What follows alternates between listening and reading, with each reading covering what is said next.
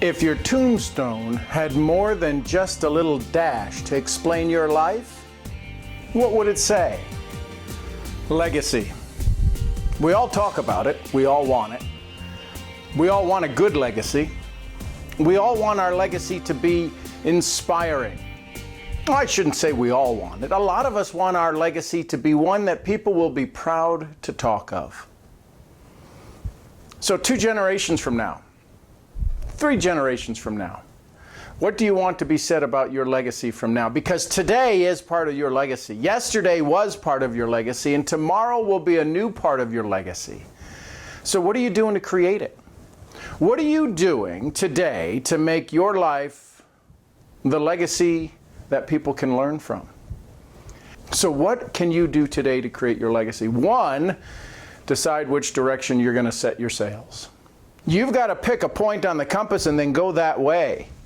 You can't just sit here and be wandering back and forth and be like a ship without a rudder and no engine to drive it forward.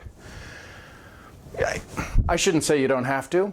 Many people, that's how they live their life. But if you're on this page and you're watching me, my guess is you're not somebody that likes to just drift. So what I want you to do right now is I want you to take out a sheet of paper, and maybe you're driving and you're watching this on your mobile device, which you shouldn't be doing. If I want you to get a sheet of paper and I want you to write down on the left-hand side the things you don't want. And I want you to write down on the right-hand side the things you do want. And I don't want you to think about it. I mean, I don't want you to spend a whole lot of time, well, you know, I'm not even qualified to do that. Or I'll never be able to get rid of that because that's part of my family, or that's my job. I hate my job. No, just write down the things you don't want. Just write them down. Well, Sean, you're all about attraction and the law of love and joy and bringing things into our life. Yes, I am.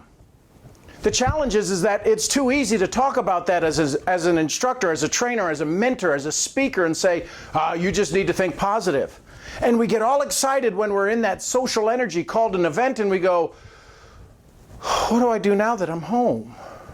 So I know you can recognize the things you don't want. Those you know right off the top of your head, right? Write them down.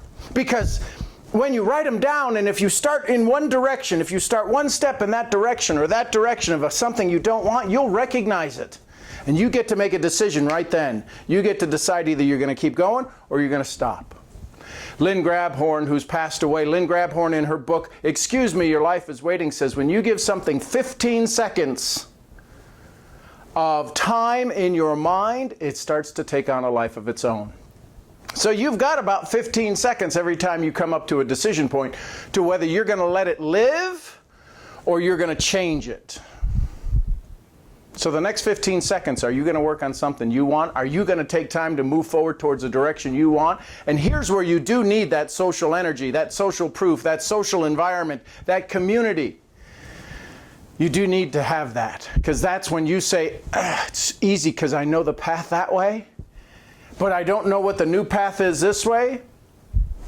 You got to find that community. You got to have that mentor. You got to have that book. Now, a mentor doesn't mean a person, a live person like me. It means Napoleon Hill, Earl Nightingale, Oprah Winfrey, somebody that when you get a hold of them, you go, I can do it. Does that make sense? I hope it does. Write down the things you don't want. Then decide the things you do want. And when you're doing something different, guess what? You might be on the right path. I'm Sean Murphy, founder of Mental Profits. Go leave your legacy today. I'll see you where? At the next event. Till then, bye for now.